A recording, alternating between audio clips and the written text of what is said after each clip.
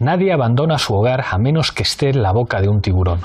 Nadie corre a la frontera a menos que todo su pueblo lo haga también. Tienes que entender que nadie pone a sus hijos en un barco a menos que el agua sea más segura que la tierra. Solo abandonas tu hogar cuando no te dejan quedarte.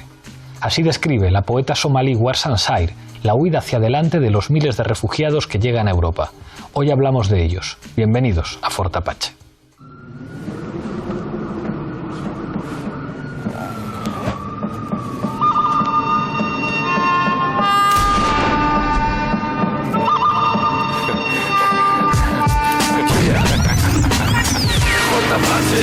Fort Apache.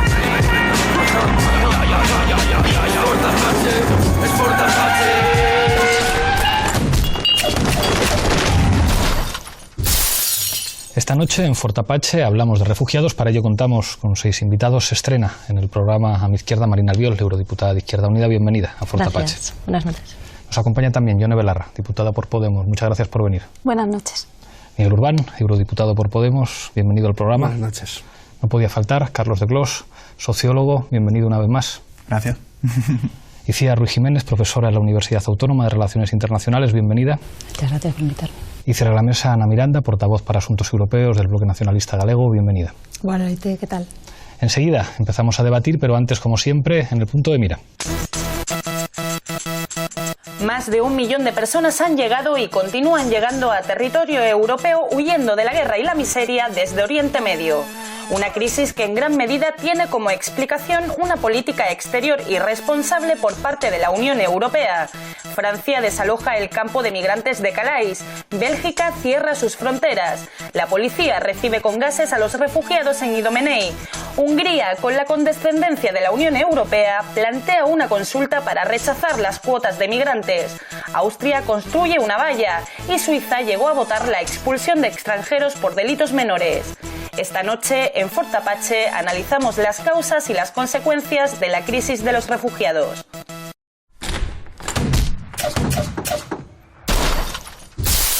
Empezamos, como siempre, en Fort Apache con la regla del minuto. Misma pregunta para los 6 invitados. Empiezo contigo, Marina. Una valoración en un minuto de la política europea en materia de refugiados. Bueno, hay que decir que no solo en materia de refugiados, también en materia de migración, ¿no? Yo creo que las políticas migratorias de la Unión Europea han estado siempre condicionadas a los intereses económicos de la Unión Europea, más bien a los intereses económicos de algunos, ¿no? Y cuando les ha interesado se les ha dejado entrar, cuando no ha interesado pues se les ha dejado entrar en condiciones de irregularidad, ¿no? Y por eso se separó a migrantes legales de migrantes ilegales, para que se les pudiera también explotar laboralmente, incluso explotar sexualmente. Y para los segundos, para los que consideraban ilegales, se construyeron vallas, se hacían redadas, CIEs, expulsiones, devoluciones en caliente, y ahora pues ha llegado ya también un paso más allá con la externalización de fronteras, para que ni siquiera les dejen acercarse al Mediterráneo, y aquellos que consiguen llegar al Mediterráneo, pues ahí tienen la frontera marítima con los barcos de la OTAN. Es decir, siempre es como un círculo macabro, ¿no? Intentar que no salgan de sus países, si salen, intentar que no lleguen a tierra, si llegan a tierra se encuentran con la valla, si se encuentran con la valla, pues al final la devolución en caliente y los CIEs. Yone. Yo creo que existe una doctrina, igual que existe una doctrina en materia económica dentro de la Unión Europea, existe una doctrina en materia migratoria que hemos visto que no van a admitir bajo ningún concepto que no se asuma, ¿no?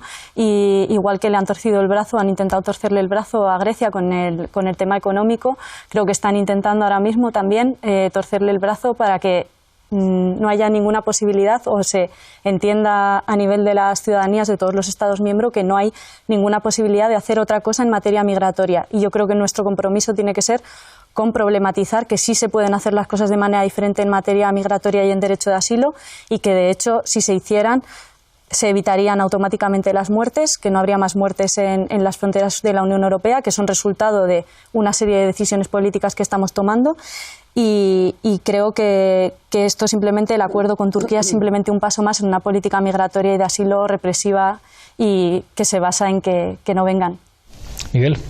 Yo creo que lo podríamos definir como vergonzosa, indigna, ilegal y criminal. O sería lo que definiría. Vergonzosa, yo creo que es vergonzante de que hablemos de invasión o de que hablemos de que aquí no cabe nadie más cuando ha venido 1 millón y en Turquía hay 2.300.000 o 1.300.000 en el Líbano y hay más de 60 millones de desplazados. Indigna justamente porque hablemos de externalización de fronteras, porque externalicemos las fronteras a Marruecos, a Túnez, a Libia, a Turquía, en este caso, para que hagan nuestro trabajo sucio. Ilegal porque incluso los acuerdos que estamos firmando, como el que se quiere firmar ahora con Turquía, contraviene el derecho internacional y el propio derecho comunitario, y criminal porque levantando cada vez vallas más altas, lo único que estamos consiguiendo no es que entren, sino que mueran más. Y eso se llama mancharnos las manos de sangre. Carlos. Yo lo llevaría incluso más allá de lo que son las políticas migratorias de la Unión Europea, para hablar un poco de, digamos, el modelo de sociedad que hay en Europa actualmente, ¿no? Yo creo que las políticas acerca de los refugiados y la llamada crisis de los refugiados refleja un modelo de bienestar europeo que se basa, que es un modelo de bienestar sin consecuencias, ¿no? Es decir, se quiere acumular una cierta riqueza sin, digamos, extrayendo riqueza de los países pobres sin tener que vivir con las consecuencias. La crisis de los refugiados nos demuestra, la llamada crisis de los refugiados nos demuestra que sí, que hay consecuencias en este mundo, que eso es una ley natural, que cada acción tiene su igual y contraria reacción, y que hay una serie de cuestionamientos que se tiene que hacer la sociedad europea para preguntarse por qué estamos en esta situación que nos indigna a muchas personas. Bueno, yo creo que estamos en un momento para refundar Europa, ¿no? Y es un momento donde, igual que en la crisis del 2008 al 2011, se vio para quién gobernaban las instituciones europeas, para quién gobiernan los gobiernos europeos, y el emperador quedó muy desnudo, ¿no? Pues estamos en la misma situación. Porque yo creo que tenemos que tener en cuenta que cuando estamos hablando de personas migrantes y refugiadas, estamos hablando, yo creo que las políticas de la Unión Europea lo que han mostrado en estos últimos tiempos es que lo que están protegiendo no son los derechos humanos, no son a la gente, igual que no protegen económicamente a la población europea esas estructuras, esa institución de la Unión Europea, sino que están protegiendo 3 tipos de intereses: las políticas migratorias. Y yo no creo que hayan fracasado, creo que son profundamente exitosas para conseguir 3 cosas. Primera cosa, intereses de carácter geopolítico, que tienen mucho que ver con la política exterior de la Unión Europea, que hablaremos de ella. Intereses económicos, que tienen que ver con 3 grandes negocios que les interesa expresamente que la gente venga de esta manera. Primer gran negocio, el negocio de la seguridad. Segundo gran negocio, el negocio de la migración. Tercer gran negocio, el negocio de la explotación de las personas en Europa. Ana. Vergonzosa, ilegal, como decían algunos de los compañeros de mesa, pero sobre todo deshumanizada, ¿no? Estamos viendo cómo se permite construcción de fronteras, vulneración de todos los espacios de libertad de circulación. Estamos asistiendo pues a un proceso en el que las personas no cuentan, en el que determinados inmigrantes sí cuentan. Hay también un clasismo en eso, ¿no? Un clasismo económico que no existe, por ejemplo, para que pasen otro tipo de profesionales, pero con las personas más pobres. Estamos viendo también un cierto machismo en las políticas migratorias. No hay un abordaje desde el punto de vista del género, para nada, en las políticas de asilo. Y luego que tenemos unos instrumentos provocados por la situación de deshumanización y por esta última crisis migratoria que no se están usando, porque todo el paquete de asilo de la Unión Europea no se está usando como se debería. Y luego esta última vulneración que supone ya la ilegalidad. Gracias, Ana. Una cosa que os quiero plantear así como de manera directa. Este es uno de los temas, digamos, que entre los sectores progresistas genera más consenso respecto al rechazo de estas políticas, pero sin embargo con el que es enormemente difícil construir discursos que se abran paso a nivel social. Es más, si en un tema la extrema derecha se encuentra cómoda, es precisamente en el tema de refugiados, inmigrantes, como una cuestión que se asocia inmediatamente a inseguridad. Es enormemente difícil, además, y lo estamos viendo en el caso de Grecia, que cuando un gobierno adquiere los instrumentos enormemente limitados de soberanía estatal, sean capaces de hacer, no quiero ser excesivamente duro, pero algo más que decepcionar. Hay muy poquitos ejemplos de gobiernos en el marco de la Unión Europea que puedan ser puestos como referentes en sus políticas. Claro, la pregunta es, ¿qué se puede hacer? Miguel. Bueno, lo primero yo creo que hay que reactualizar nuestro discurso. Yo creo que eso es muy importante. O sea, la batalla de las ideas es fundamental. También combatir la idea de que los sectores progresistas son más proclives a un discurso favorable en teoría a los derechos humanos, porque estamos viendo que no es así en el Parlamento Europeo y no es así en la práctica. O sea, yo creo que una cosa son los discursos y una cosa es la práctica. De hecho, Juncker en septiembre hacía un discurso maravilloso de respeto a los derechos humanos y su práctica ha sido todo lo contrario, ¿no? Entonces, incluso estamos viendo cómo esos sectores progresistas están haciendo de aprendices de brujo de la extrema derecha, comprándoles totalmente el discurso, generando que el conjunto del arco político gire hacia la derecha. ¿Por qué le compran el discurso a la extrema derecha? Porque creen que conecta con la insatisfacción de cada vez mayores capas sociales. Creen que conecta e incluso conecta. Claro, pero ¿cuál es ese es el elemento? Por eso digo que hay que dar el debate político. Primero, habría que ver hasta qué punto conecta y cómo conecta. O sea, evidentemente la guerra entre pobres siempre ha conectado y la xenofobia política no es nueva y se ha combatido históricamente en otros momentos políticos. Y si ya metemos el terrorismo de por medio, claro, y eso tiene, pues ya para qué queremos más. Los primeros que utilizan el manifiesto comunista son los migrantes alemanes ante las racias de la xenofobia política en París. O sea, son los primeros que utilizan el manifiesto comunista y lo que podría ser el inicio de un internacionalismo proletario, ¿no? Yo no digo de que eso sea ahora el modelo a seguir tal como lo hemos visto, pero evidentemente contravenir la idea de guerra entre pobres sí que es muy importante. Nosotros no solo podemos tener un discurso de que entren todos, evidentemente todo el mundo tiene que entrar, tiene que haber respeto a los derechos humanos, sí, muy bien, pero tenemos que asegurar una sociedad que pueda, y ahí está para mí el kit de la cuestión, que pueda hacer que nadie compita por esos recursos escasos. Porque si hay competencia por recursos escasos, estamos ante el inicio de un proceso de xenofobia generalizada a nivel de Europa. Entonces, combatir la austeridad, combatir los recortes es en cierta medida la mejor forma de combatir a la extrema derecha en Europa. No simplemente con discursos bien pensantes, progresistas, no. Hay que hablar de que basta ya simplemente de privilegios, tenemos que hablar de consecución de derechos. No solo podemos hablar de solidaridad, sino que esa solidaridad se tiene que convertir en derechos efectivos para todos y para todas. Yone.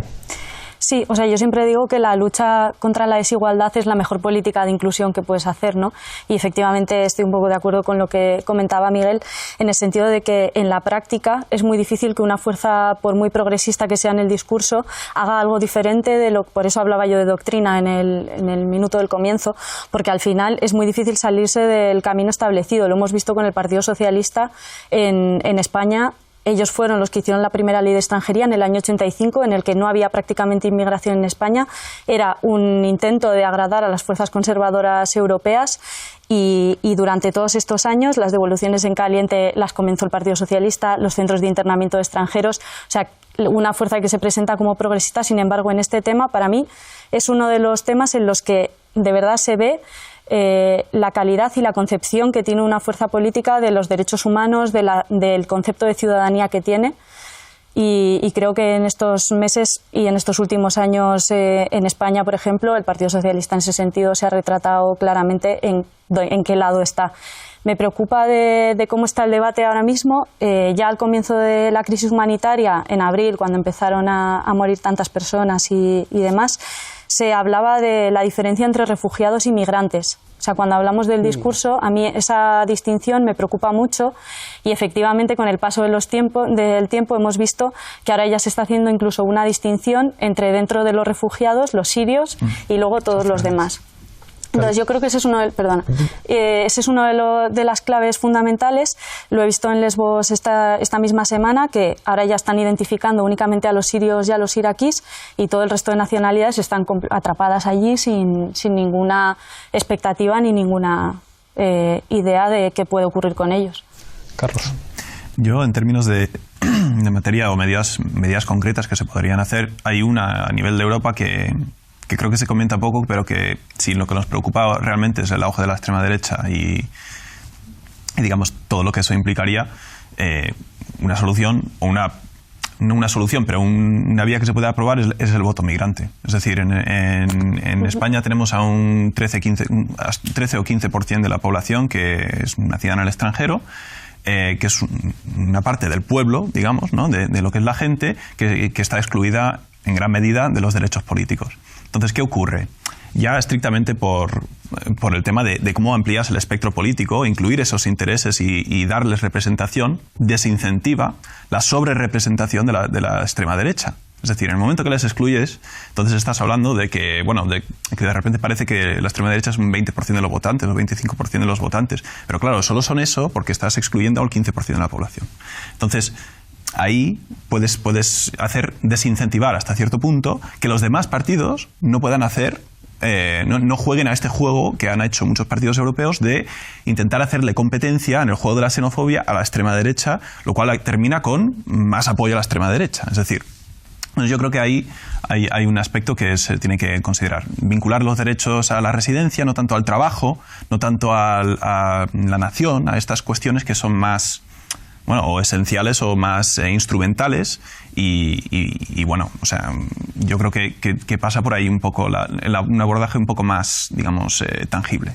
Marina. Sí, un poco. Yo también creo que el problema es que ahora no tenemos que combatir solo a la extrema derecha, sino al discurso de la extrema derecha, que ya no se sitúa solo en la propia extrema derecha, ¿no?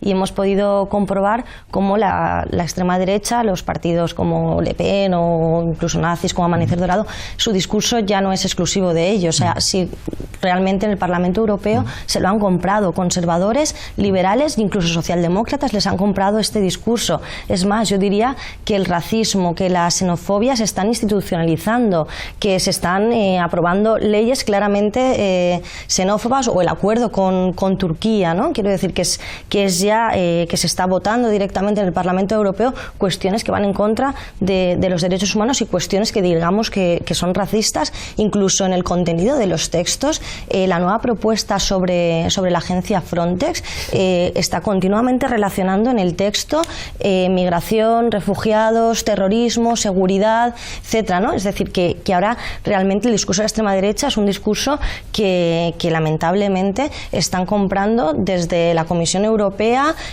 o como decíamos antes, los socialdemócratas, ¿no?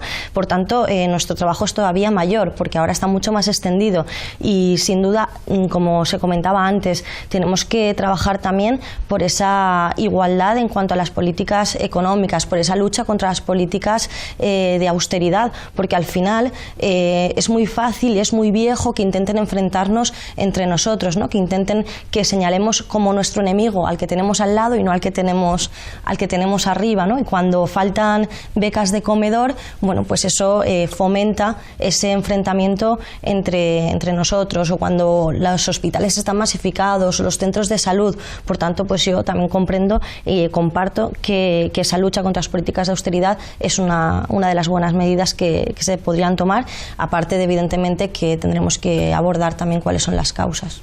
Sí.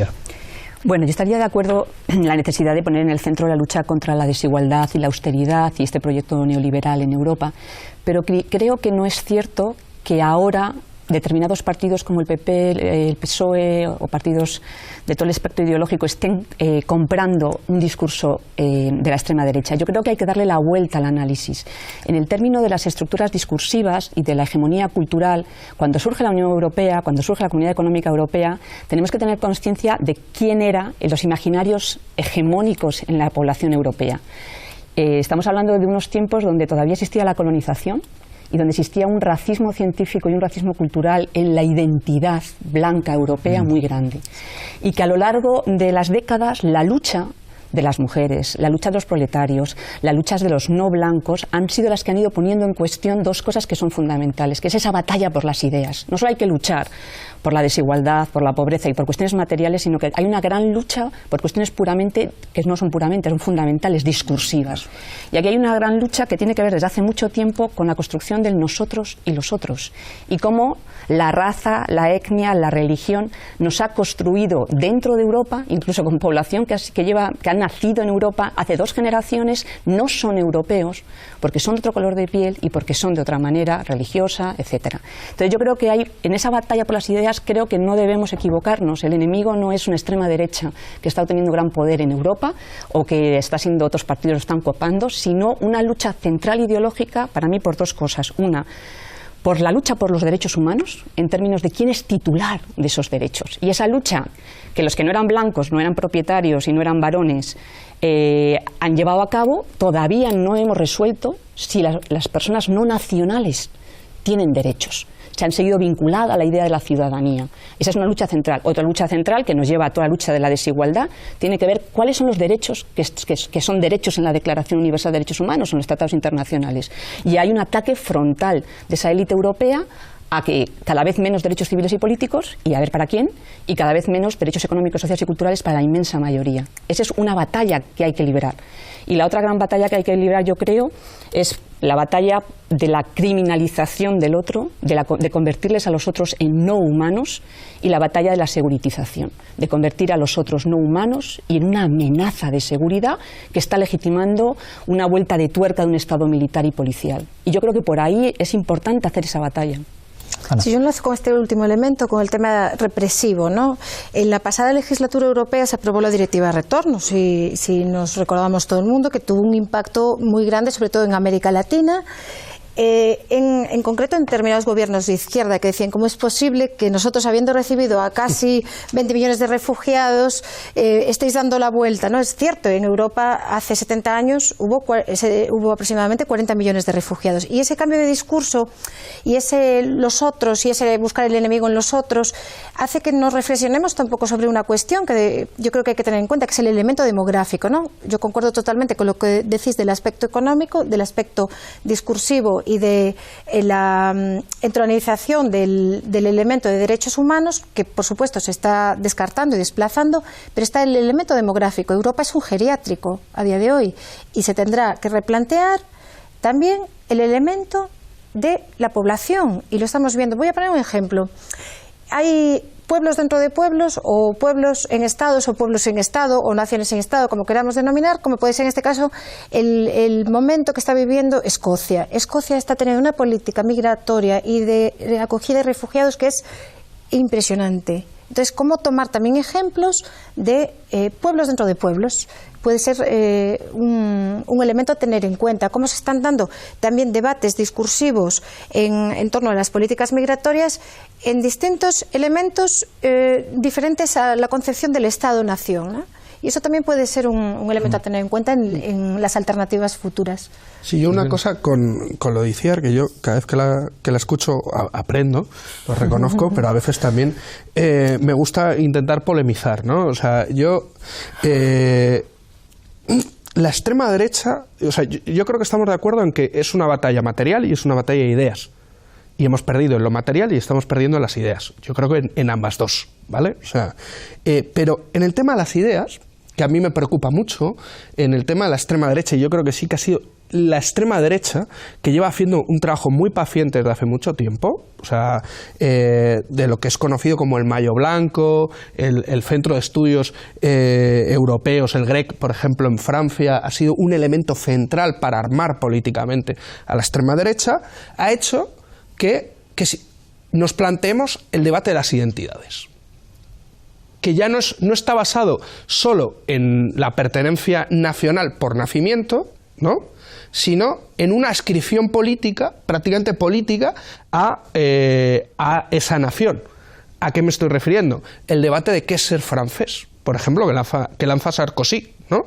Yo estoy defendiendo la identidad europea, que es la identidad de los derechos humanos. Nosotros somos los portadores político-culturales del concepto del derecho del hombre, del derecho humano. Y por último, o sea, dentro de ¿cómo combates tú esa lógica?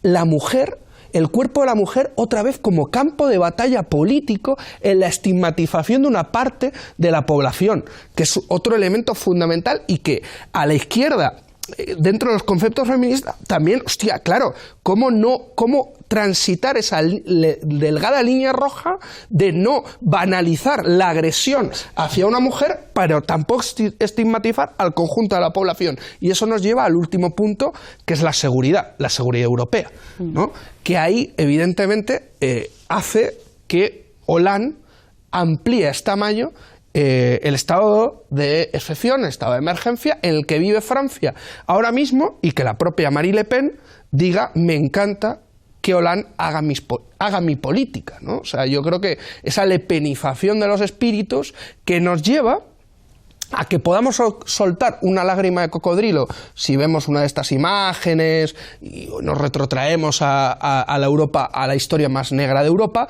pero al final nuestras políticas van totalmente contrarias a esa lágrima de cocodrilo. ¿Por qué? Porque hemos perdido, vuelvo a repetir, el concepto de la batalla de las identidades y la batalla política, ideológica, pero también la material, que al final, en cierta medida, condiciona la creación de conciencia, ¿no? Entonces, cuando en un centro de salud, y ya con esto termino, como decía el Marina, de repente pues está lleno de gente, claro, entran ciertos discursos. Cuando en un comedor escolar te tienes que pegar para conseguir esa beca y se la dan a otro, que de repente, es que no es de aquí. Eso es caldo de cultivo perfecto. Eso para es. la Pero xenofobia. es caldo de cultivo perfecto en lo material, pero porque también en lo político, y yo ahí sí que estoy de acuerdo con Iciar, hemos perdido. Pero hemos perdido el concepto de que nos han arrebatado todo. Nos han arrebatado los derechos humanos, el concepto de derechos humanos, nos han arrebatado incluso el concepto de feminismo. O sea, tú tenías que ver a los concejales del Partido Popular en Cataluña hace 4 o 5 años prohibiendo burkas, como locos. O sea, que prohibieron más ayuntamientos burkas que burkas había en Cataluña, ¿no? Entonces, pero ¿qué discurso feminista hacían? Entonces, lo digo para que abramos el arco del debate en ese sentido. No respondáis todavía, hacerlo después de Zapin Apache.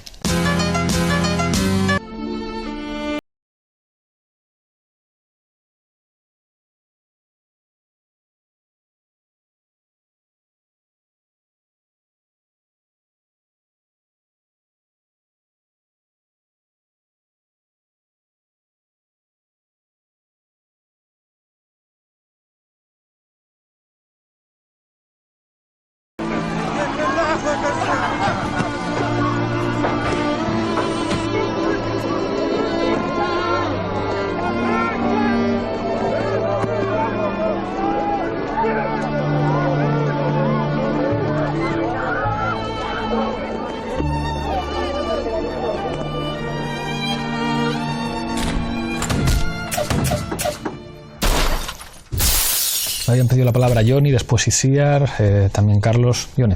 Bueno, estremecedor. Después de estas imágenes no sé qué se puede decir más. Pero un poco en la línea de lo que estaba comentando Miguel, esto las feministas yo creo que lo han expresado muy bien y lo llaman purple washing, que es la utilización de las demandas y de las luchas por los derechos de las mujeres utilizados al servicio del racismo y de la xenofobia, ¿no? Creo que Brigitte Vasallo lo explicaba muy bien pocos días después de lo que ocurrió en Colonia a final de año, ¿no? Y ella se preguntaba si Europa se había levantado más feminista con el nuevo año, y en realidad decía que no se había levantado más feminista, sino que se había levantado tan racista como siempre, ¿no?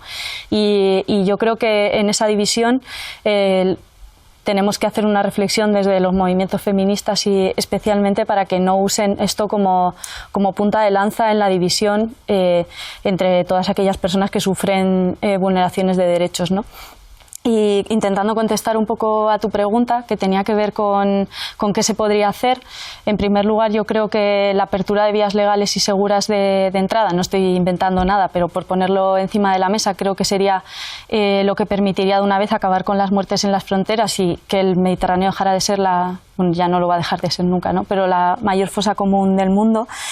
Creo que habría que problematizar Dublín, Dublín yo creo que juega un papel fundamental en que los sistemas de protección internacional no esté funcionando, el que el sistema común de asilo europeo no esté funcionando, aunque sobre el papel haya quedado muy bonito y como siempre tengamos la legislación más avanzada del mundo en materia de asilo y refugio, pero luego en la práctica sigamos haciendo las cosas aún peor que otros países, ¿no? Y yo creo que por ahí se irían un poco. Creo que habría que acabar también con una cosa que sí ha comprado todas las fuerzas, que es el sistema de cuotas. O sea, que al final todo el mundo está decidiendo sobre cuántas personas podemos... O sea, el otro día estaba en Lesbos discutiendo con un compañero diputado belga y decía, pero ¿cuántos podríais asumir en España? Dime una cifra, ¿cuántos? Y esa es la pregunta, es como si las personas fueran ganado al final, ¿no? ¿Cuántos pones tú encima de la mesa, ¿no? Y por ahí, desde una lógica de derechos, yo creo que no debería ir el planteamiento. Tenemos que cuestionar el propio sistema de cuotas, decir que lo que hay que hacer es reforzar los sistemas de protección que no están funcionando, como el español. Lógicamente, si la gente en Alemania pide asilo y automáticamente prácticamente le dan el estatuto de refugiado, y en España los exámenes están tardando 2 años, 4 años y algunas veces se olvidan en el cajón, como los de Costa de Marfil, pues evidentemente la gente no quiere pedir asilo aquí. Ahora en Alemania ya no es tan rápido, ¿eh? Ya. Bueno, no sé si vamos a peor en lugar de a mejor. Sí, bueno, es que son muchas cosas muy interesantes. O sea, yo creo que por una parte podríamos analizar qué podríamos mejorar de las políticas migratorias o qué cosas, como Ione plantea, podemos hacer de pasajes seguros, de reforma del sistema de asilo, qué cosas tendríamos que hacer en las políticas migratorias para cambiarlas. Y yo creo que hay toda una batería que de los movimientos sociales y la sociedad civil se está planteando desde hace mucho tiempo a la clase política. Pero yo creo que la clave en todo esto es esa idea que planteaba antes y que me lleva un poco a la que plantea Ana, es cuando estamos hablando de las cuestiones materiales, ¿no? Y del problema demográfico en Europa. Yo creo que en realidad lo que tenemos que pensar es para qué han servido las personas inmigrantes y refugiadas en los últimos 50 años. No es un problema de una crisis de ahora, no es que ahora esté fracasando porque está llegando mucha gente y no sabemos gestionar la llegada de 1 millón de personas con una población de 500 millones, 700 millones. No, ese no es el problema. El problema es que estas son las políticas que ha llevado durante décadas los países europeos, los gobiernos europeos, con el apoyo de amplios sectores de la sociedad, sin necesidad de que sea la extrema derecha. Entonces, a mí me parece que en esa idea, ¿no?, de que tenemos una cuestión demográfica, lo que nos tenemos que plantear es para qué ha servido la población refugiada inmigrante desde el nacimiento de la Unión Europea. Y ha servido para generar bienestar, para generar desarrollo. Si nosotros nos ponemos a hacer un análisis de en España qué papel ha jugado la población inmigrante, es la que ha sacado adelante el desarrollo de este país, es la que ha permitido el estado del bienestar, contribuyendo con el resto de la población con sus impuestos. Las mujeres inmigrantes, la cadena global del cuidado, es la que ha hecho que las mujeres españolas podamos salir en condiciones precarias, con sueldos muy bajos en el mercado laboral y en condiciones de desigualdad, y manteniendo la conciliación familiar y un techo de cristal, pero hemos salido al mercado del trabajo porque ha habido unas personas que sin derechos están aquí cobrando una miseria con el riesgo de ser expulsadas, y eso permite esa explotación. Por eso cuando hablo de que lo importante es que seamos conscientes de los 3 negocios que hay detrás de todo eso. Si nosotros nos ponemos en esa situación, creo que en la batalla discursiva tenemos que trabajar para deconstruir toda esa criminalización y para recordar a nuestras sociedades el central papel que están jugando en el cuidado, esa población, en el cuidado de nuestros mayores, en el cuidado de nuestros niños, en la lucha de los derechos de las mujeres, en muchas cosas, ¿no? Eso por un lado que me parece central y que yo creo que no deberíamos olvidar. Pero volviendo un poco a la polémica con Miguel, porque me parece central. O sea, no nos engañemos. Esas ideas de que los valores fundacionales de la Unión Europea eran los derechos humanos, que Francia, que es ser francés, cuando Francia dice ser defensora de los derechos humanos, estaba todavía con imperios coloniales donde por el color de la piel la gente no tenía derechos y podía ser trabajos forzados, maltratada y puesta al servicio de la extracción de los recursos del sur, de la mano de obra y de los recursos naturales cuando Francia tenía imperios coloniales en África, y que después recoloca todo eso en relaciones neocoloniales para mantener toda esa extracción y generación de la plusvalía, esa élite europea, de la cual tenemos que ser conscientes que gran parte de las sociedades europeas se benefició, porque directa relación tiene esa política exterior y extracción de la plusvalía y la riqueza del sur con la posibilidad de mantener un pequeñito estado del bienestar ahí donde se fue desarrollando. Entonces, claro, si nos ponemos en ese diagnóstico de las cosas, a mí el elemento central en la batalla discursiva es que Europa y Occidente ha construido siempre un estándar civilizador para legitimar su política exterior allá y para legitimar la exclusión aquí dentro a través de algo que sí que es central, que es que ni todos tienen derecho ni todos somos nosotros. Y cómo trabajamos con el conjunto de las sociedades europeas que son socializadas en ese racismo cultural, socializadas en la idea en las escuelas por la clase política de que la diferencia cultural per se, biológicamente, genera violencia, conflicto y antagonismo. Cuando la historia de la humanidad nos ha mostrado que todas las sociedades del mundo, de donde saca la riqueza, la creatividad y todo, es de la mezcla, de la conexión de ideas y de muchas cosas. Si no hacemos esa batalla y no somos muy conscientes de que las políticas europeas de migración y asilo son tremendamente eficaces, no fracasan para lo que quieren que sean, porque es tan sencillo como dice Ione, abra canales seguros, es tan sencillo como cuotas de gente que puedan venir, la gente que pueda venir a colaborar con la mejora de esta sociedad. ¿Por qué no? ¿Por qué no lo hacen? ¿Por qué hacen todas estas murallas? ¿Por qué hacen todo esto? Sencillo, porque quieren que vengan de esa manera, porque de esa manera se le puede explotar de una determinada manera pues los tres negocios. Carlos, Marina y Ana. Yo creo que yo firmo todo lo que está diciendo la compañera. Y yo creo que hay un elemento del aspecto de los derechos humanos, precisamente en la construcción de la identidad europea, con la que Europa, o sea, incluso el concepto de derechos humanos siempre ha tenido un problema, desde su fundación, que es con la parte de su universalidad. Es decir, nos creemos mucho, en Europa nos creemos mucho los derechos humanos, pero no en su universalidad. Por eso tenemos a toda una serie de personas, o sea, una masa de personas que calificamos de deportables. Decimos que son personas que, si no cumplen, se les puede echar. Y, por tanto, a las poblaciones migradas siempre se encuentran en una situación donde tienen que estar justificando su existencia, literalmente, justificándola, o sea, mediante trámites administrativos, burocráticos, procesos, ¿no?, de este tipo, justificando su actividad económica cuando la economía real y la economía formal no encuadran bien y de repente se tienen que justificar, ganarse la vida pues a través de la economía informal, etcétera, etcétera. Tienen que justificarlo, tienen que defender por qué están haciendo estas cosas. Entonces yo creo que en esta situación suena como muy cliché decir que la solución está en la educación.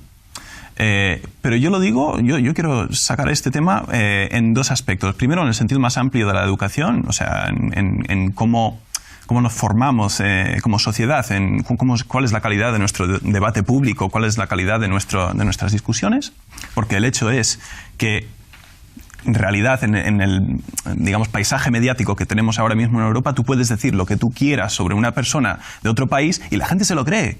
Por ejemplo, la atrocidad de Colonia. O sea, eran miles de inmigrantes violando a miles de mujeres delante de la iglesia de Colonia. Y de repente se convirtió en que eran 3 refugiados.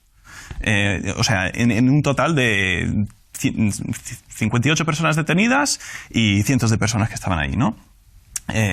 Lo cual te enfrenta a otra serie de miedos, ¿no?, que introduce la categoría de refugiados, pero bueno, eso es otro tema que podemos abarcar más tarde. O puedes decir, por ejemplo, que los vendedores ambulantes en Barcelona están controlados por mafias, que están siendo oprimidos por estos digamos, fantasmas, ¿no?, que están siempre ahí haciendo el mal y que los cuerpos negros trabajan por ellos, ¿no? Este tipo de mitología casi de la exclusión. ¿Cómo se combate esto? Pues con contacto.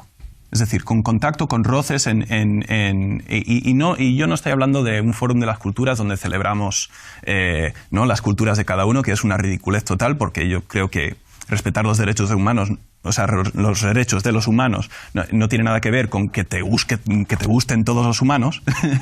Entonces, digamos, eso está ahí. Pero, por ejemplo, cuotas obligatorias en las... eso me lo creo mucho. Pero cuotas, por ejemplo, de población migrante en todas las escuelas, cuotas obligatorias, que hagan imposible a nivel local evitar las escuelas, que las familias blancas locales eviten las escuelas porque hay muchos migrantes. No, pues por narices vas a tener que ir a una escuela donde hay inmigrantes. Este tipo de cosas no funcionarán igual en un sentido inmediato, pero no ignoremos el punto hasta el cual estos fenómenos son demográficos, que quiere decir varias cosas, que son entre poblaciones que se identifican de distintas maneras, pero que son poblaciones que envejecen, que son cambios que son generacionales, que son cambios que se van sedimentando. Es decir, las poblaciones... yo no creo que nadie sea no racista. Creo que hay mucha gente que intenta no ser racista. Yo me crié en una escuela con cuotas. O sea, yo fui a una escuela en Houston, Texas, que era 33% latina, 33% negra y 33% blancos y otros. Y una de las cosas que aprendí es que eso da bastante igual, ¿no? Es decir, hay ciertas cosas para las que no dan igual, pero que digamos que no hay miedos, o sea, que son ridículos esos miedos, ¿no? Y eso es un cambio que, digamos, cuando yo estudiaba ahí, entre las poblaciones mayores, son poblaciones que, digamos, si tenías pelos grises, si tenías canas, pues tú vivías en una época en la que una persona negra podía beber de la misma fuente de agua que tú, ¿no? Entonces, ahora para mí eso es una atrocidad. Estos cambios funcionan de esa manera. Entonces, este tipo de cosas a nivel local creo que pueden funcionar para luego tener los efectos que deseamos. Porque todo lo que estamos viendo ahora con el auge de la extrema derecha viene de dinámicas sociales que se dieron hace décadas. Sí. Marina. Bueno, y un par de cosas. Una, por enlazar también con lo que comentaba Itziar, ¿no? De las políticas migratorias al servicio de los intereses económicos, ¿no? y al margen muchas veces de los derechos humanos, ¿no?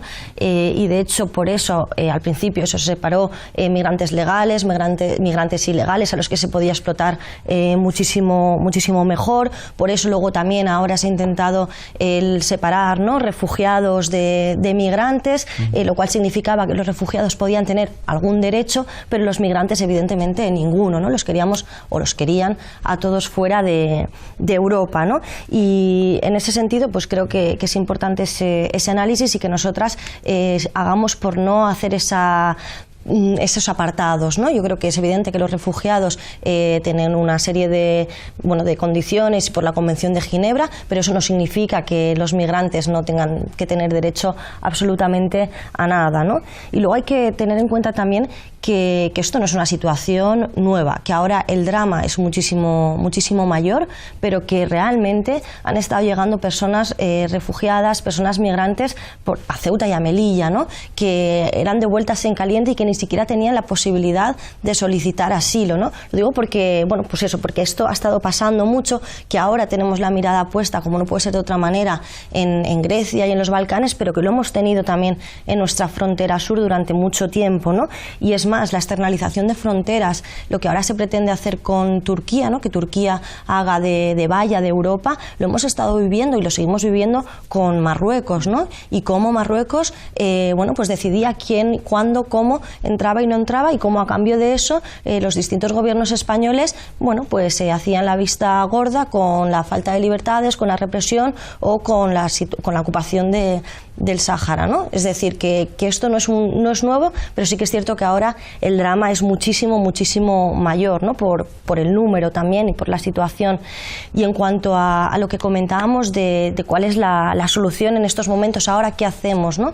Yo creo que hay que abordar dos cuestiones. Por una parte, lo más urgente, lo de antes de ayer, que evidentemente pues las vías legales y seguras, porque si no hay manera legal y segura de entrar en Europa, lo que se está haciendo es alimentar a las mafias que hacen el negocio con las personas, ¿no? Por otra parte, evidentemente los visados humanitarios en nuestras embajadas en los países de origen, luego algo tan sencillo como cumplir la ley, ¿no? Cumplir las leyes de asilo, o sea, es decir, eso serían las cosas urgentes, pero luego también para hablar de la alternativa a estas políticas migratorias abordemos las causas, ¿no? Y la responsabilidad de la Unión Europea, evidentemente una responsabilidad de la Unión Europea en cuanto a las guerras, ¿no?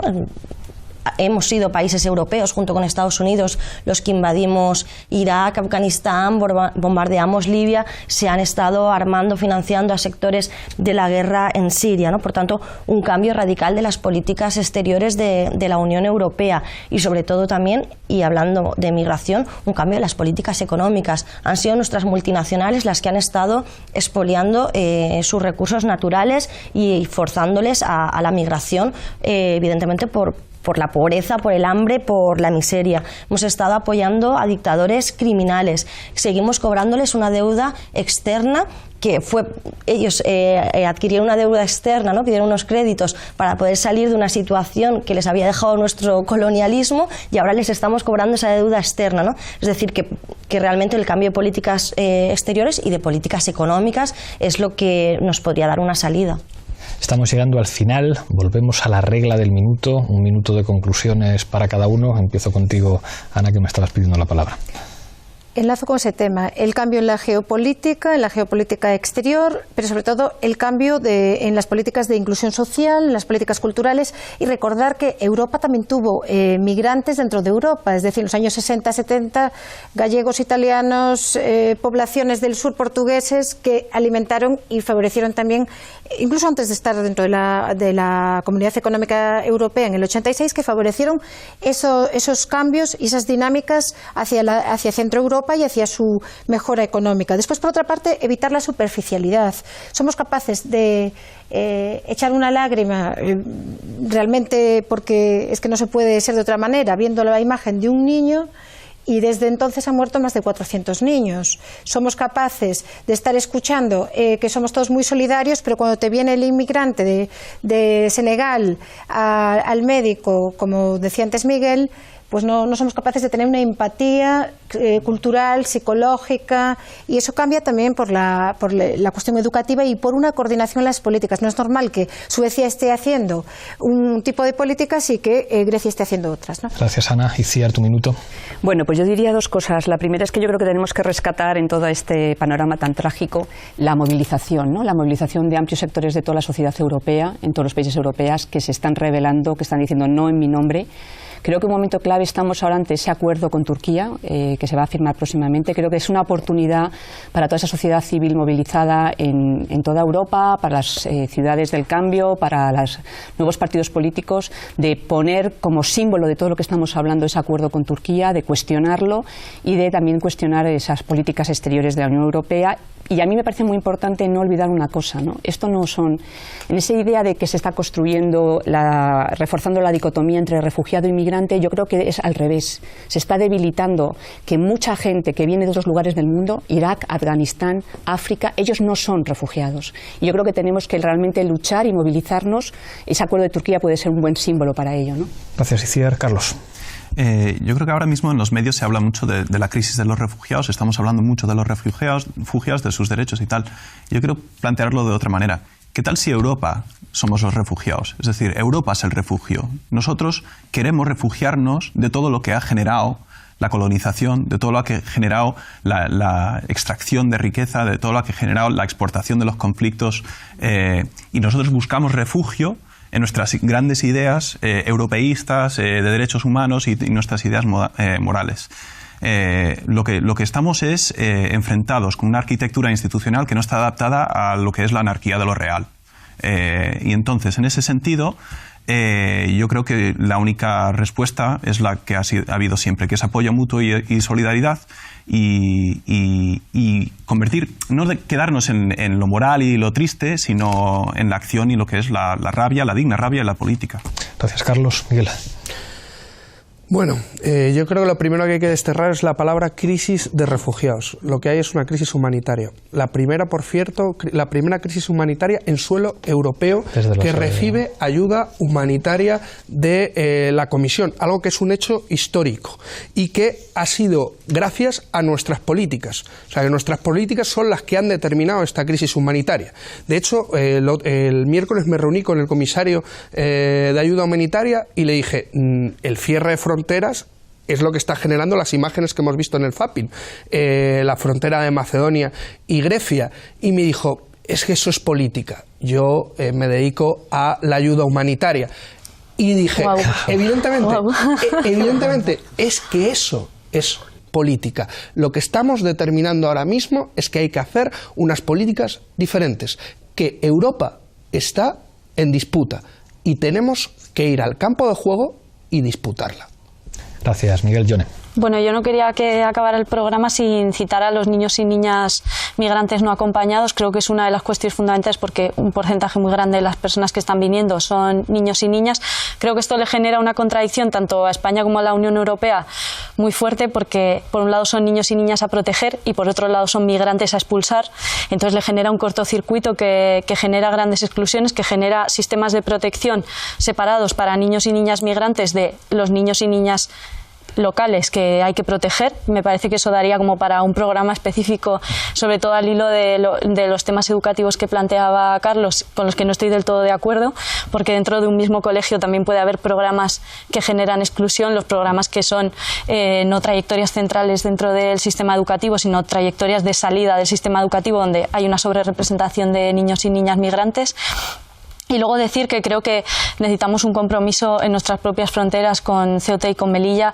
Tenemos a los refugiados ya aquí, es compromiso nuestro que queramos atenderlos y acogerlos como se merecen. Gracias, Yone. Marina, tu minuto. Sí, bueno, yo creo que dentro de 70 años se preguntarán que cómo en Europa se pudo hacer estas cosas tan crueles, ¿no? Hemos visto imágenes de cómo se les gaseaba, cómo se les gasea en las fronteras, cómo con perros, ¿no? Se están en los campos, se les metía en trenes a ninguna parte, ¿no? O cómo se confisca sus bienes en las fronteras. Espero que podamos decir que esto no se hizo con el silencio de la mayoría, ¿no? Y eso creo que es lo más importante, que seamos capaces de que la mayoría de europeos y europeas nos rebelemos contra estas políticas, que salgamos a la calle, que lo denunciemos, que nos organicemos, ¿no? Que nos movilicemos. Creo que hay que acabar también con una nota positiva, ¿no? Y es que estamos viendo lo peor, la parte más criminal, más cruel de Europa, de la Unión Europea, pero también hemos visto como muchísimas personas se han ofrecido a ser solidarias, como ha habido ciudades y muchísimos municipios que se han declarado municipios y ciudades de refugio, y como hay muchísimas organizaciones sociales ayudando y colaborando. Muchísimas gracias, Marina, muchísimas gracias a los 6. Es difícil un tratamiento de este tema con el estilo que gracias a nuestros invitados hemos podido tener en Foro Apache. Nos veremos aquí la próxima semana. Hasta pronto.